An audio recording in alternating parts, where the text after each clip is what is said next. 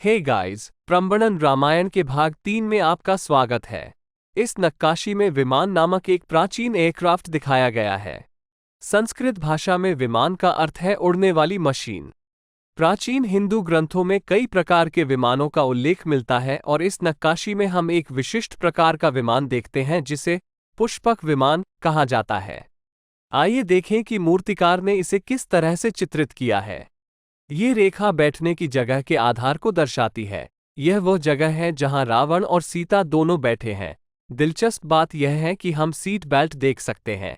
हाँ, seat belt बिल्कुल वैसी ही जैसी हम आजकल हवाई जहाज़ों में इस्तेमाल करते हैं।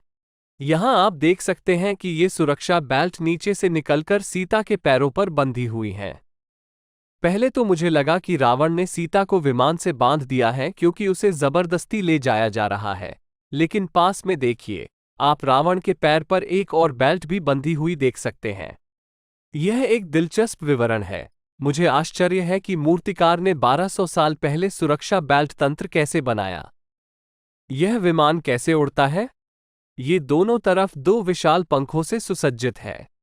पंख पक्षियों के पंखों से बहुत मिलते जुलते हैं। अगर आप ध्यान से देखें तो पंखों पर फेदर्स भी दिखाई दे सकते हैं। लेकिन विमान में पहिए कहाँ हैं? यह विमान कैसे उड़ान भरता है? आधुनिक विमानों में पहिए लगे होते हैं जो उन्हें कुछ दूर तक चलने और फिर धीरे धीरे उड़ान भरने में मदद करते हैं, लेकिन इस विमान में पहिए नहीं लगे हैं। तो यह उड़ान कैसे भरेगा? ये रॉकेट प्रोपल्शन के समान तकनीक का उपयोग कर रहा है। कभी सोचा है कि बिना पहियों के रॉकेट कैसे उड़ान भरते हैं?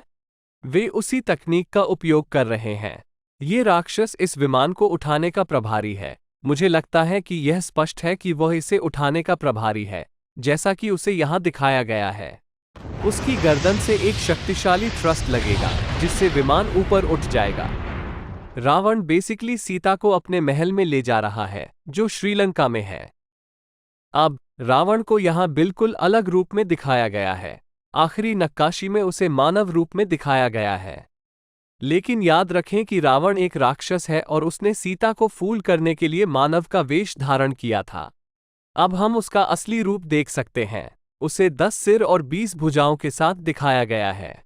मूर्तिकार ने वास्तव में सभी 20 भुजाओं को बहुत ही सावधानी से उकेरा है। आप 20 भुजाओं को गिन सकते हैं। और एक हाथ में एक लंबा स्पेयर है जो किसी पर हमला कर रहा है। वह किस पर हमला कर रहा है? वह जटायु पर हमला कर रहा है। जटायु कौन है?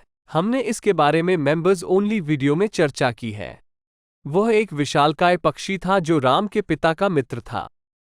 हमने एक्सक्लूसिव वीडियो में उसके बारे में विस्तार से बात की है।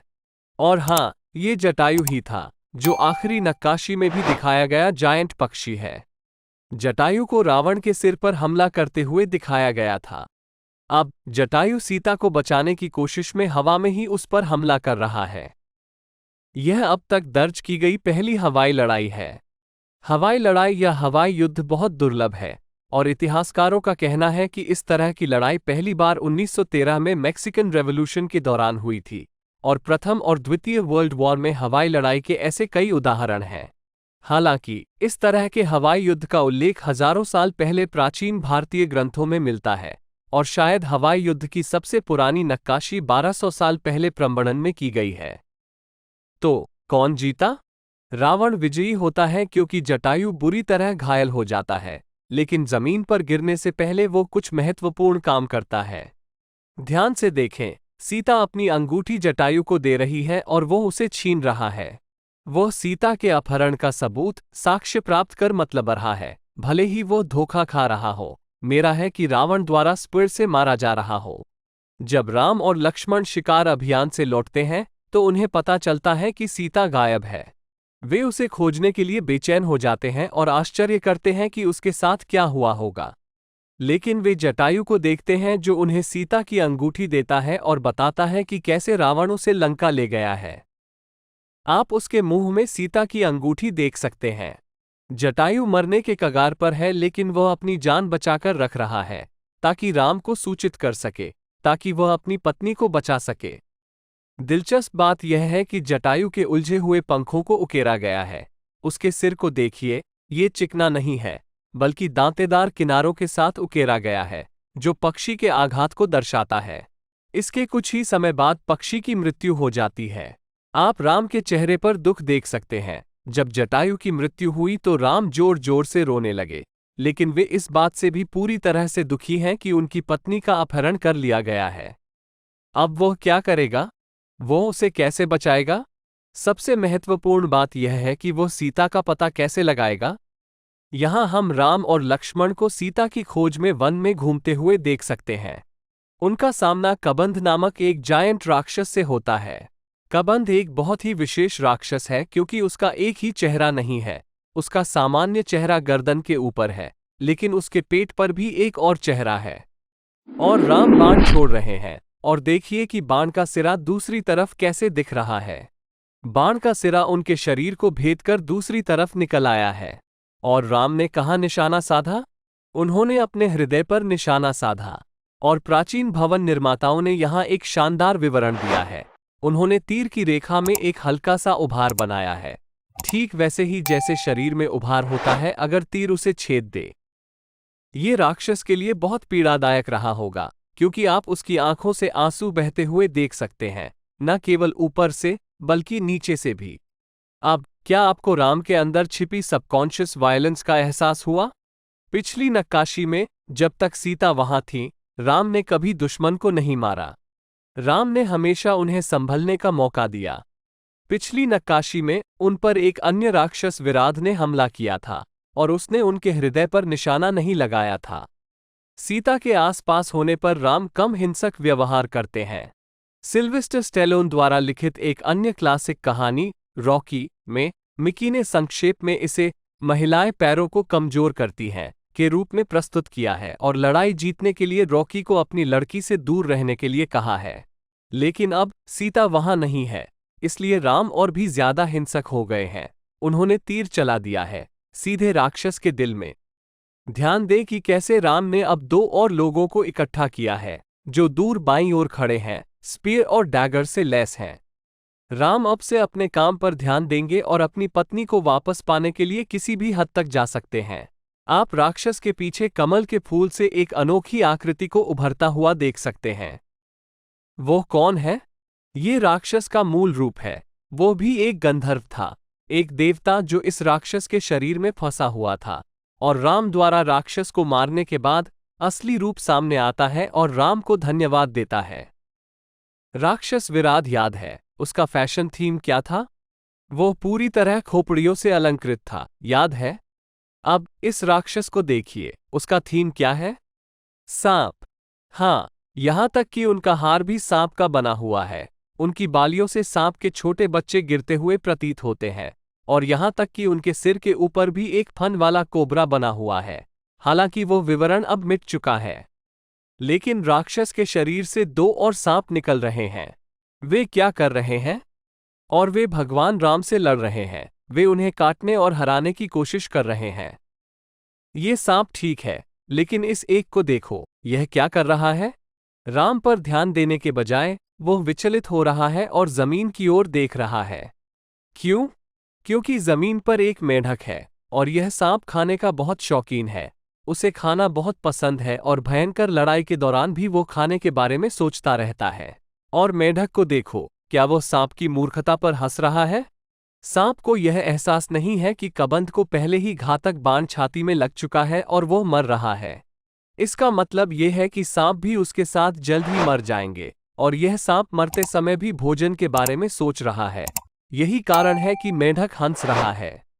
प्राचीन भवन निर्माताओं ने 1200 वर्ष पहले एक गंभीर दृश्य में हास्य डाल दिया था, तथा हमें बताया था कि राक्षस और उसके सहायक मूर्ख हैं।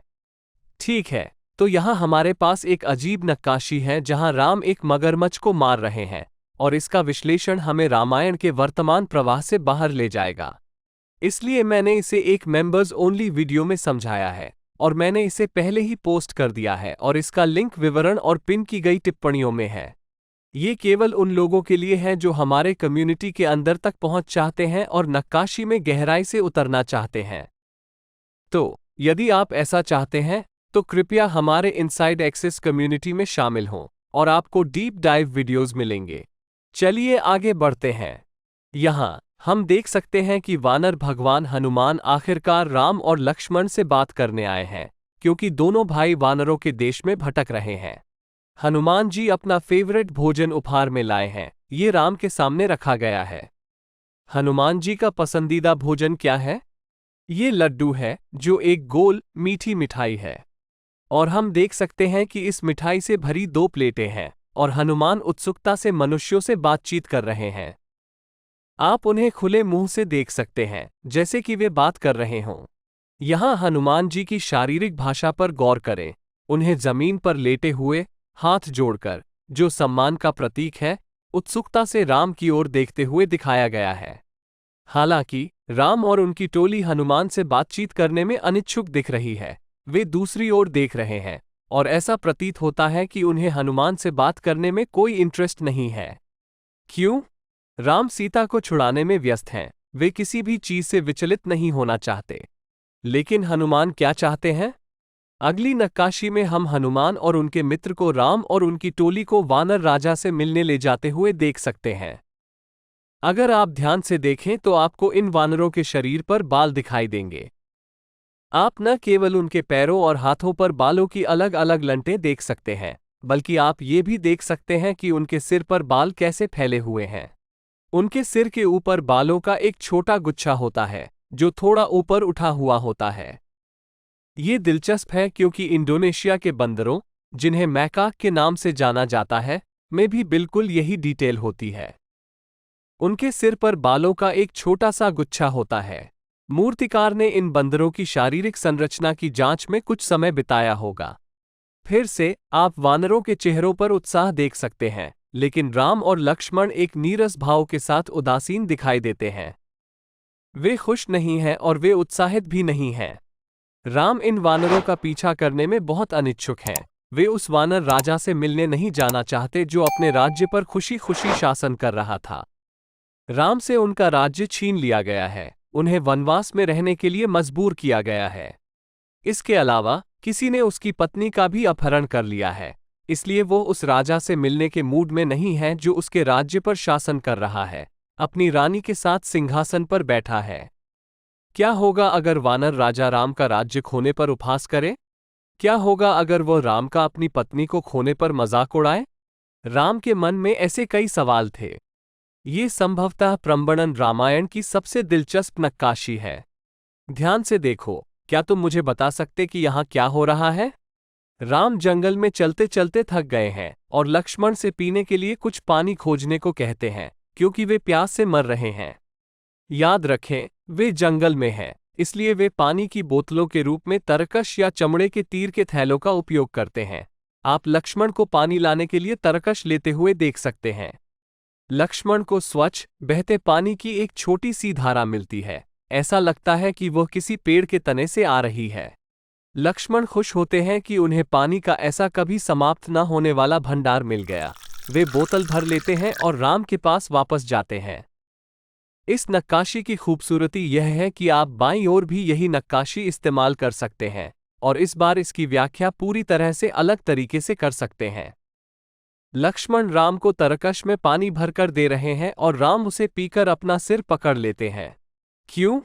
क्योंकि पानी इतना खारा है कि पीने लायक ही नहीं है। अब पानी खारा क्यों है? क्योंकि राम ने जो पिया वह पानी नहीं था, यह वानरों के राजा के आंसू थे। पानी के स्रोत के ऊपर देखो। तुम वानरों के राजा को एक पेड़ पर बैठे और एक बच्चे की तरह रोते हुए देख सकते हो। देखिए, मूर्तिकार ने कितनी सटीकता से उसे एक बच्चे की तरह रोते हुए उकेरा है। अपने गालों पर हाथ रखकर रो रहा है। वानर राजा के आंसू कभी खत्म नहीं होते। वो नदी की तरह रो रहा है और लक्ष्मण ने उसे एक जलधारा समझ लिया था। इस राजा का नाम सुग्रीव है। अब जब राम को ये बात पता चलती है, तो वे वानर राजा से मिलते हैं और वे तुरंत दोस्त बन जाते हैं। क्यों? क्योंकि वानर राजा ने भी राम की तरह ही अपना राज्य अपने भाई के हाथों खो दिया था। सुग्रीव को भी राम की तरह वनवास में रहना पड़ता है। सबसे महत्वपूर्ण बात यह है कि उसकी पत्नी का भी अपहरण कर लिया गया है, ठीक वैसे ही जैसे राम के साथ हुआ था। जब आप दोनों में इतनी सारी समानताएं होती हैं, तो क्या होता है? आप बेस्ट बडीज बन जाते हैं। इस पूरे समय जब राम हनुमान के साथ वानर राजा से मिलने जा रहे थे, तो उन्हें ये चिंता सता रही थी कि राजा उनकी सभी कमियों के कारण उन्हें तुच्छ समझेंगे। अब राम को ये देखकर आश्चर्य होता है कि सुग्रीव भी उनके जैसे ही दुख से गुजर रहा है। इसलिए वो उसकी मदद करने की कसम खाते हैं और वानरों के राजा को आदरपूर्वक राम के चरणों में बैठे हुए दिखाया जाता है। अब पेड़ से पानी भर रहते लक्ष्मण के पास इस प्यारे से छोटे जानवर को देखिए। इसकी बड़ी बड़ी आंखें और छोटे छोटे कान देखिए। क्या यह आपको टारसियर की याद दिलाता है? हाँ, यह एक पिग्मी टारसियर है। देखिए इस जानवर की पुतली पर कितना विस्तृत विवरण दिया गया है। क्या आप जानते हैं कि टारसियर की प्रत्येक आंख उसके ब्रेन जितनी बड़ी होती है? लेकिन उन्होंने इस जानवर को यहां क्यों उकेरा? क्या टारसियर भारत के मूल निवासी हैं? नहीं, वे भारत की मूल प्रजाति नहीं है, बल्कि यह जानवर इंडोनेशिया की मूल प्रजाति है। प्रम्बणन के मूर्तिकारों ने इन नक्काशी को और भी आकर्षक बनाने के लिए अपने स्थानीय जानवरों को भी शामिल किया है। यही बात प्रम्बणन रामायण को इतना अनोखा बनाती है। इस नक्काशी में प्रत्येक आकृति को खिलखिलाकर हंसते हुए दिखाया गया है। वे किसी चीज को देखकर अपने आश्चर्य और खुशी को रोक नहीं पाते। अभी क्या हुआ है? बंदर राजा पेड़ों के तने को देखकर क्यों खुशी से मुस्कुरा रहा है? इस नक्काशी में बहुत सारी छिपी हुई जानकारियां हैं। वानर राजा सुग्रीव को वनवास पर किसने मजबूर किया? सुग्रीव की पत्नी को उससे किसने छीना? उसका अपना भाई वाली, जो एक और वानर था और जिसकी शारीरिक शक्ति अतुलनीय थी। सुग्रीव राम का सम्मान करता है, लेकिन उसे संदेह है कि क्या राम में उसके भाई को हराने की ताकत है। वो पूछता है कि क्या राम एक तीर से पेड़ के तने को भेद सकते हैं। नक्काशी में राम का जवाब दिखाया गया है। उन्होंने अपने धनुष से एक तीर छोड़ा है, जो लगातार 7 पेड़ों को भेदता हुआ आगे निकल गया है। मूर्तिकार ने ताड़ के पेड़ों की एक श्रृंखला दिखाई है, और अगर आप ध्यान से देखें तो आप पेड़ों के बीच से तीर को गुजरते हुए देख सकते हैं। तीर की नोक और पंख, तीर का पिछला सिरा पहले पेड़ पर दिखाया गया है, और सुग्रीव ये जांच कर रहा है कि राम ने ये कार्य कैसे पूरा किया, और वो पीछे मुड़कर राम की ओर देखकर मुस्कुरा रहा है।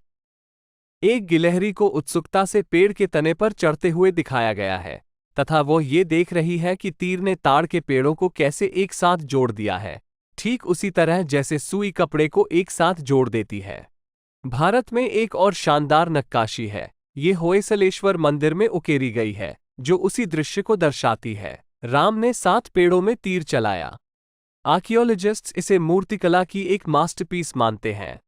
लेकिन प्रम्बणन की इस नक्काशी में एक अजीबोगरीब बात है जिस पर किसी का ध्यान नहीं गया। सबसे दाईं ओर नीचे एक पक्षी खड़ा है, जो अविश्वास से तीर को देख रहा है। वो कौन सा पक्षी है? वुडपेकर। हाँ, वुडपेकर। यह वो पक्षी है जो अपनी चोंच से किसी भी पेड़ के तने को छेदने में माहिर है। लेकिन अब कठफोड़वा हैरान है। वो सोच रहा है, राम ने यह इतनी आसानी से कैसे कर लिया? मैं लकड़ी के माध्यम से ड्रिलिंग करने में मास्टर हूं, लेकिन वो मुझसे बेहतर है। उसने 1 सेकंड में 7 पेड़ के तने ड्रिल किए। क्या थॉट प्रोसेस है? मैं वुडपेकर की बात नहीं कर रहा हूं, मैं मूर्तिकार की बात कर रहा हूं। जिसने भी इस कठफोड़वा को बनाया है, उसकी समझ बहुत ही अजीब थी, और कोई भी इस पर ध्यान नहीं देगा, है ना? शायद लाखों में से एक को ही यह एहसास होगा कि यह राम से ईर्ष्या करने वाला कठफोड़वा है। यही प्राचीन नक्काशी की खूबसूरती है, इसीलिए हमें इन्हें बचाना होगा। हमारे पास सिर्फ नक्काशी नहीं है, बल्कि हमें एक प्राचीन मूर्तिकार के दिमाग की अंतर्दृष्टि मिलती है। देखिए कैसे राम का चेहरा नष्ट किया गया है। ये जानबूझकर किया गया है, और यही कारण है कि यह इतना दुखद है। हमें इन नक्काशियों को हर कीमत पर बचाना चाहिए। ये हमें सोचने पर मजबूर करता है। क्या राम अपनी पत्नी को खोने के बाद पहली बार मुस्कुरा रहे थे? क्या वह इस तरह की उपलब्धि हासिल करने के लिए अपनी पूरी ताकत लगाते हुए हुंकार रहे थे? हम केवल अनुमान लगा सकते हैं कि उसका चेहरा कैसा रहा होगा, लेकिन बाकी चेहरों पर शुद्ध प्रसन्नता दिखाई देती है। सुग्रीव को अंततः विश्वास हो जाता है कि राम उसके भाई को हरा सकते हैं। हनुमान को जोर से हौंफते हुए दिखाया गया है, उनके सारे दांत दिख रहे हैं। यहां तक कि राम के भाई और उनके सहायक को भी बड़े मुस्कुराते हुए दिखाया गया है, क्योंकि उन्होंने ऐसा पहले कभी नहीं देखा था। यहाँ हम देख सकते हैं कि निर्वासित वानर राजा सुग्रीव और उसके भाई वाली के बीच युद्ध शुरू हो गया है। वे दोनों अपने पैरों को आपस में फंसाकर कुश्ती लड़ रहे हैं। जब राम ने उसे आश्वासन दिया कि वो सुग्रीव की सहायता करेंगे, तो सुग्रीव ने जाकर वाली को युद्ध करने के लिए चुनौती दी। दोनों भाई कुश्ती लड़ रहे हैं, लेकिन जब वे लड़ रहे होते हैं तो सुग्रीव ये देखकर हैरान हो जाता है कि राम उन दोनों को लड़ते हुए ऐसे देख रहे हैं जैसे वे कोई बॉक्सिंग का खेल देख रहे हों। इससे भी बुरी बात यह है कि राम सुग्रीव की मदद करने के बजाय अपने भाई के साथ लड़ाई के विवरण पर चर्चा करते हुए दिखाई देते हैं। वाली अधिक शक्तिशाली होने के कारण सुग्रीव को स्पष्ट रूप से हरा देता है, जिसके शरीर पर कई कट्स और घाव हो जाते हैं। अपनी हार स्वीकार करने के बाद सुग्रीव अब अपनी जान बचाने के लिए भाग रहा है। सुग्रीव क्रोधित होकर सीधे राम के पास आता है और पूछता है कि राम ने उसकी मदद क्यों नहीं की। वह राम पर झूठ बोलने और उसकी मदद करने का वादा न निभाने का आरोप लगाता है। अब जब भाई लड़ रहे थे तो राम ने इंटरफेयर क्यों नहीं किया? उन्होंने सुग्रीव की मदद क्यों नहीं की? इसका जवाब नक्काशी में ही है। ध्यान से देखो, क्या तुम बता सकते हो कि इस नक्काशी में कौन कौन है? क्या आप पहचान सकते हैं कि वाली कौन है और सुग्रीव कौन है? नहीं, उन्हें एक जैसा दिखने के लिए नहीं उकेरा गया है, बल्कि उन्हें यहाँ एक जैसे जुड़वा के रूप में उकेरा गया है। राम को भी यही भ्रम था। वे यह नहीं बता पा रहे थे कि कौन कौन है और वे सुग्रीव को गलती से मारना नहीं चाहते थे। वो अपने भाई के साथ सहजता से चर्चा नहीं कर रहा था। वास्तव में वे दोनों ये पहचानने की कोशिश कर रहे थे कि उनका मित्र कौन है और शत्रु कौन है। सुग्रीव राम से कहता है कि उसे उस पर भरोसा है और वह वाली के साथ एक बार फिर युद्ध करने के लिए वापस चला जाता है। यहां हम वानर भाइयों को लड़ते हुए देख सकते हैं। ये दूसरा दौर है। क्या अब आप इन दोनों भाइयों में अंतर बता सकते हैं? हाँ, उनमें से एक ने अपने कपड़ों पर पत्तों का एक टुकड़ा पहना हुआ है। ये टुकड़ा सुग्रीव का ईद या पहचान पत्र है। राम ने सुग्रीव को एक माला या पत्तों का एक टुकड़ा पहनने के लिए दिया, ताकि वह भाइयों के बीच अंतर बता सके। यहां आप सुग्रीव को पत्तों के एक टुकड़े के साथ झुके हुए मुद्रा में देख सकते हैं, जो राम के बाण से बच रहा है। राम के सामने खड़े वाली की गर्दन पर बाण लगा हुआ है। वो हैरान है कि उसे एक स्नाइपर ने मार दी है और वह एक अनोखा हाथ का इशारा कर रहा है। इस मुद्रा का क्या अर्थ है? ये बहुत महत्वपूर्ण है। वाली को एक बहुत ही विशेष महाशक्ति का आशीर्वाद प्राप्त है। जो कोई भी उसके सामने आएगा और उससे लड़ेगा, वाली को उसकी आधी शक्ति मिल जाएगी, जो उसकी ताकत में जुड़ जाएगी। याद रखें, वाली स्वयं एक अत्यंत शक्तिशाली राजा है, जिसके पास असाधारण शारीरिक शक्ति है। अब जब कोई शत्रु आक्रमण करता है, तो वह शत्रु की आधी शक्ति लेकर अपनी शक्ति में जोड़ लेता है। और वाली राम के बाण से घायल होने के बाद राम को खोज रहा है, क्योंकि अगर वह राम का चेहरा देख लेगा तो वह अपनी ताकत और बढ़ा सकता है। लेकिन गौर करें कि राम और वाली के बीच एक पेड़ है। राम वाली को देख सकते थे, लेकिन वाली राम को नहीं देख सकता था।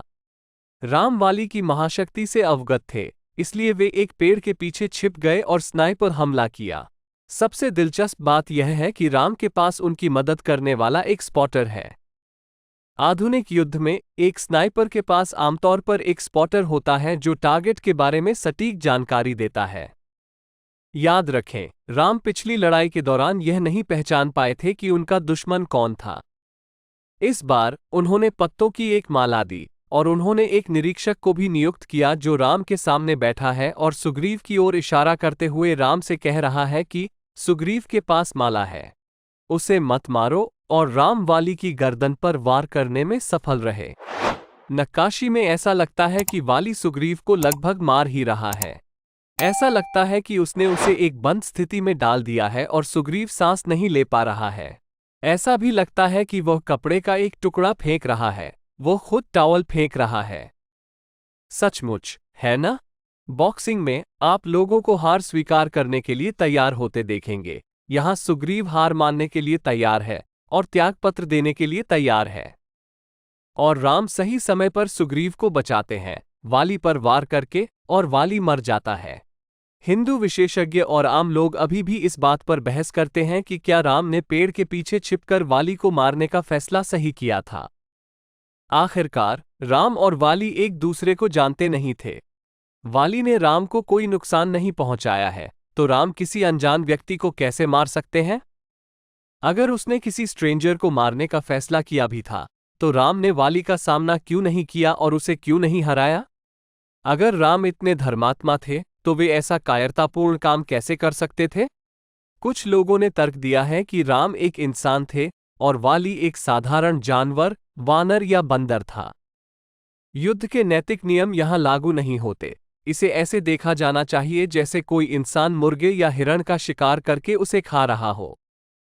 जब कोई व्यक्ति मुर्गे या बकरी को उसके मांस के लिए काट रहा होता है, तो हम में से ज्यादातर लोग उसे जज नहीं करते कि वो जानवर को गलत तरीके से मार रहा है या नहीं। राम केवल एक जानवर को मार रहे थे और इसलिए उन्हें पेड़ के पीछे छिपने की परवाह नहीं थी। आज भी यह आम बात है कि शिकारी किसी भी शिकार का शिकार इसी तरह करते हैं। वे छिप जाते हैं और छलावरण का उपयोग करते हैं और जानवर को मार देते हैं।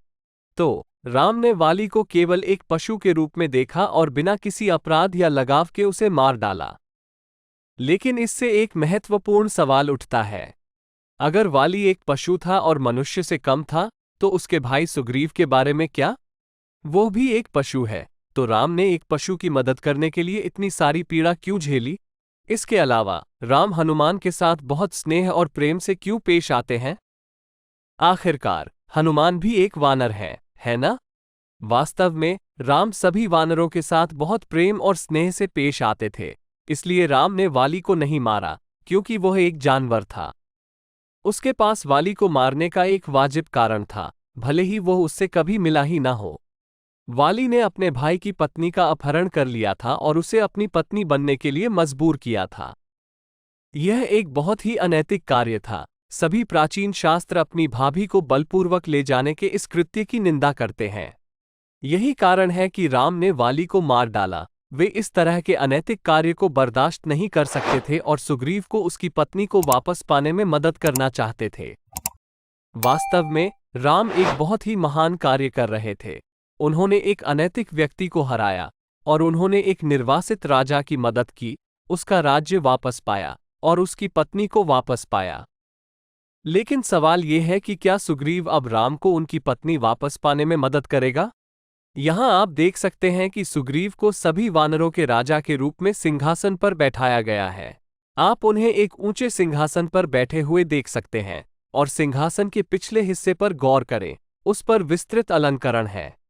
वह कहाँ है? वह एक महल में है। उसके ऊपर छत को देखो, उसकी शारीरिक भाषा में आमूलचूल परिवर्तन को देखो, उसकी पिछली नक्काशी से लेकर इस नक्काशी तक। इससे पहले उसे बुरी तरह पीटा जा रहा था और उसे झुके हुए दिखाया गया था, जो हार मानकर भागने को तैयार था। अब वो अपनी पीठ सीधी करके राजसी ढंग से बैठा है। उसका एक हाथ उसकी जांघ पर है, जो अति आत्मविश्वास का संकेत है। इसलिए तुम्हें राम जैसे अच्छे साथी की जरूरत है, जो मुसीबत के समय तुम्हारी मदद कर सके। उसके बगल में उसकी पत्नी रूमा है, जिसे उसके भाई ने अगवा कर लिया था। वे अब राजा और रानी बन गए हैं और एक शानदार जीवन जी रहे हैं। उनके दोनों सिरों के पीछे के प्रभामंडल को देखिए। सुग्रीव ने राज्य के सभी महत्वपूर्ण वानरों को आदेश दिया है कि वे आकर उनसे मिलें। वे सभी उनके सामने बैठे हैं। उनमें से कुछ के चेहरे पर माफी की भावना है, क्योंकि वे उनके राइवल वाली के अधीन काम करते होंगे। हालांकि सुग्रीव को सभी के साथ कॉम्प्रोमाइज करना पड़ता है और सभी को ये समझाना पड़ता है कि सभी वानरों को एक साथ काम करना होगा और उसे अपना राजा स्वीकार करना होगा। बीच में आप एक फैंसी राउंड मेज देख सकते हैं और उस पर आप थैलियां देख सकते हैं, ढेर सारे थैलियां। ये थैलियां सोने के सिक्कों से भरी हैं और नया राजा राज्य के महत्वपूर्ण नागरिकों को पैसे देकर उनका दिल जीत रहा है।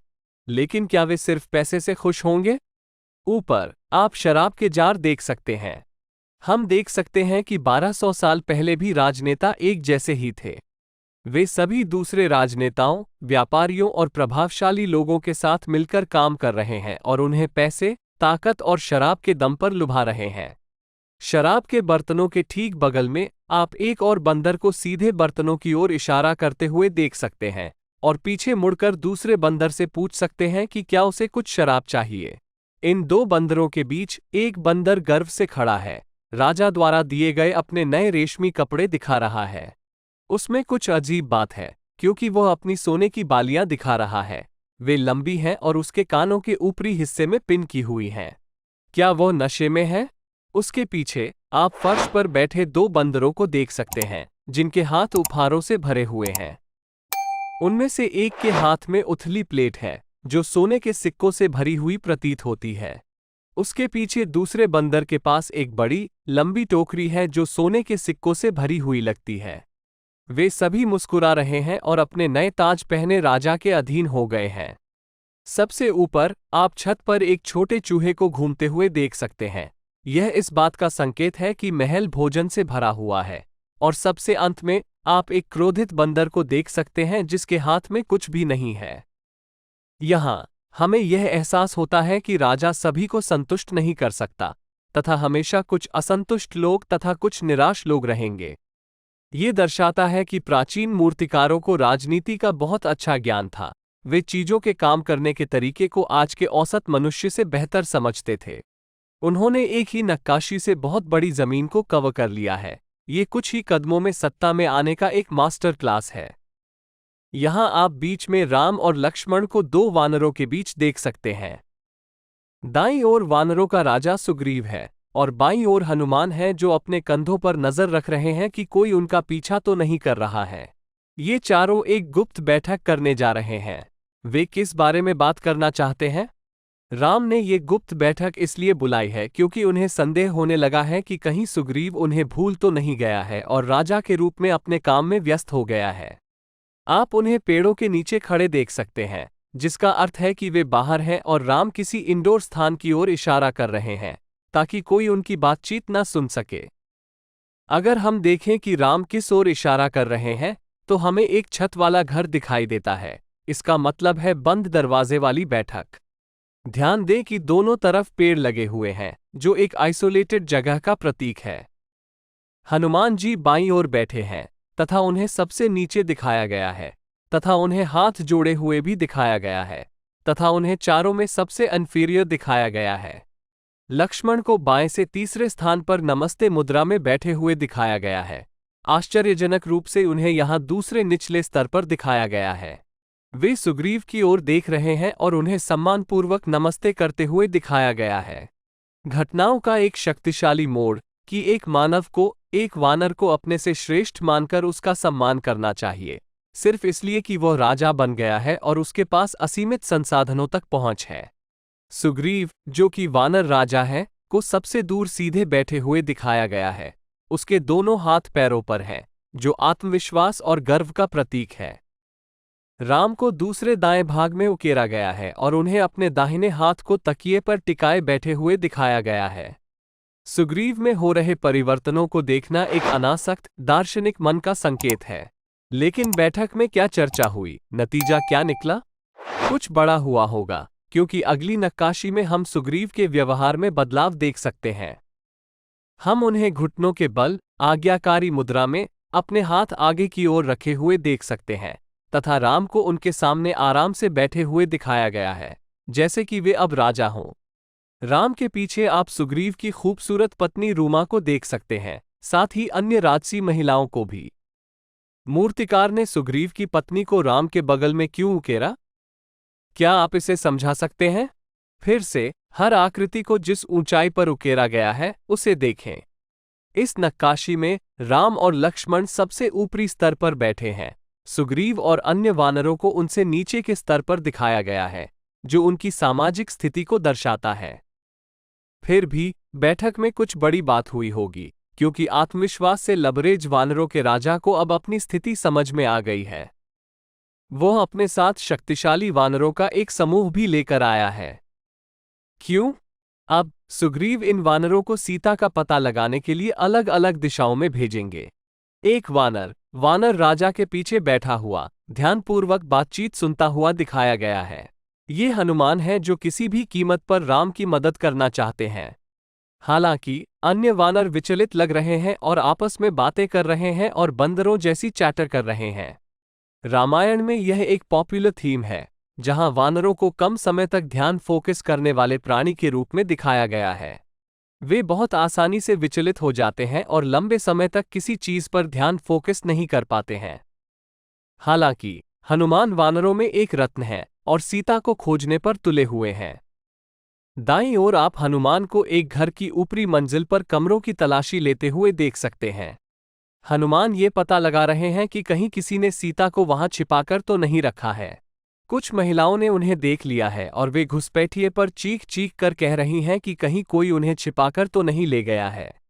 हनुमान अब कहाँ हैं? नक्काशी हमें स्थान दिखाती है। हमने पहले जो जगहें देखी हैं, उनसे अलग इस जगह पर असाधारण नक्काशी की गई है। फ्लोर में हम फर्श पर एक बड़ा बक्सा देख सकते हैं जो सोने से भरा हुआ है। इसके बगल में हम एक विशाल जार देख सकते हैं जो हीरे, माणिक और पन्ना जैसे रत्नों से भरा हुआ है। जार के पीछे आप और भी जार देख सकते हैं जो एक दूसरे से बंधे हुए हैं। वे सभी सोने और हीरे से भरे हुए हैं। दोनों तरफ के पिलर्स बड़े और बेहतरीन डिजाइन वाले हैं। सबसे ऊपर की मंजिल पर भी खूबसूरत चौकोर खिड़कियां हैं। आप खिड़कियों पर 4x निशान देख सकते हैं। छत के ऊपर बहुत सारे कबूतर हैं जो इस जगह की समृद्धि का प्रतीक हैं। वह कहाँ है? वह लंका में है, जो उस समय का सबसे अमीर देश था, जो सोने से भरा हुआ था।